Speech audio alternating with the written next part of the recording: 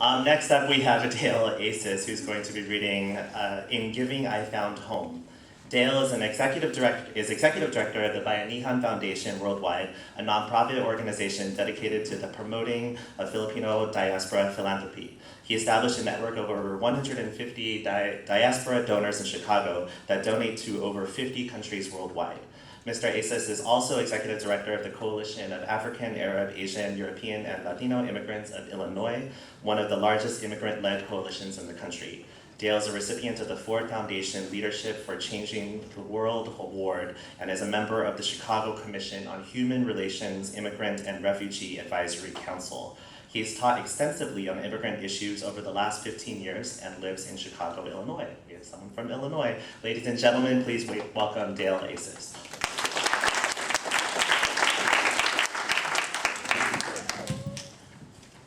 I just wanted to thank Reni again for including my essay. It's such a privilege, thank you. In Giving, I Found Home. I came to the United States when I was a young boy. I grew up in Albany Park, one of Chicago's inner city neighborhoods. But I always had vivid memories of my childhood in the Philippines. On my 40th birthday, I decided it was time to go back, to discover my roots and see for myself what it was like to return to the land of my birth. In 2007, I traveled to my mother's hometown village in Daet, Camarines Norte. On the first day of my visit, I decided to join my cousin Marco at work. I found myself sitting with Marco on a bench at the street corner where he sits every day, waiting patiently for the passing tricycles and jeepneys to come down with a flat tire. Marco sits there with 3 or 4 other men plying the same trade, assiduously patching the balding tires of tricycles or any other vehicle requiring his service. I watched him patch the holes with little pieces of rubber and cheap glue, hoping each patch would last at least prevent another tire blowout. On a good day, he would earn 200 pesos, or all of $2 US, an amount barely enough to feed his wife and 2 children. But today was shaping up to be a very bad day. There we were, under a scorching sun, and Marco hadn't patched a single tire yet. From where I sat, I could see the reflections of 2 men, Marco's and mine.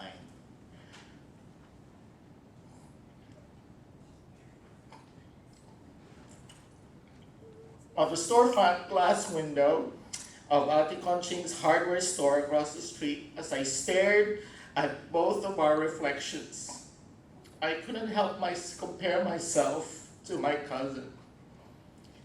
Even though Marco and I are about the same age and height, somehow he looked shorter, thinner, and older. I wondered, would this have been my life? Patching tires in some street corner if my mother hadn't come to the United States? Would I be joining my cousin on that street corner had I not had the chance to go to the United States and go to college? Would have this been my life and my mother chosen to stay in the Philippines? I quietly reflected on the tough choices my mother made to emigrate to the United States to give me and my brother opportunities that Marco never had. I thought about the similar sacrifices that millions of immigrant mothers had to make to seek a better life somewhere else for the sake of their children. That moment on the street corner in Daet, Camarines Norte was a turning point in my life. I decided that I would pay it forward and do the same, offer the same educational opportunities my mother gave me so I could make the lives of others a little better. Before I left Daet, I decided to pay for Marco's son Vicente to go to college. I decided to give Vicente an opportunity for a better life and in turn a chance to help his father when he graduated. I couldn't help but think that if I didn't offer to pay for his college tuition, Vicente would not be able to afford to go to school, and he'd probably end up patching flat tires with his father. Every semester, Vicente would mail me his report card and a letter of gratitude for sending him to nursing school. I felt a certain pride every time I received the good news of his continued success in college, as I continued to send him $500 each semester for his tuition fees. It turned out to be the best investment I ever made. With my newly found purpose of helping others, I began to urge my friends and family to donate to charitable causes in the Philippines. Eventually, I collected over $2,000 that I used to buy 10 used laptop computers. The following year, I returned to Diet and donated the laptops to an elementary school there. That school became the first in town, perhaps the first ever in the entire province of Bicol, to have a computer lab. The entire school was so ecstatic about my donation that I was treated like a Rockefeller upon my arrival.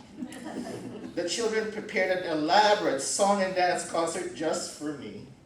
Who wouldn't fall to pieces if a group of 7-year-olds started serenading you? I felt such a high from giving those used laptop computers that in no time I was collecting more donations from everyone I know just so I could build homes for the poor. When I collected enough funds to construct 5 homes. My next project was a basketball court and a youth community center. I realized that small donations, when pulled together, meant a lot to many, and together we were helping and actually changing people's lives. I had found my calling. It turned out that I wasn't alone in my fervent spirit of philanthropy. I learned of another Filipino organization in Chicago that was already funding educational scholarships for students in Diet.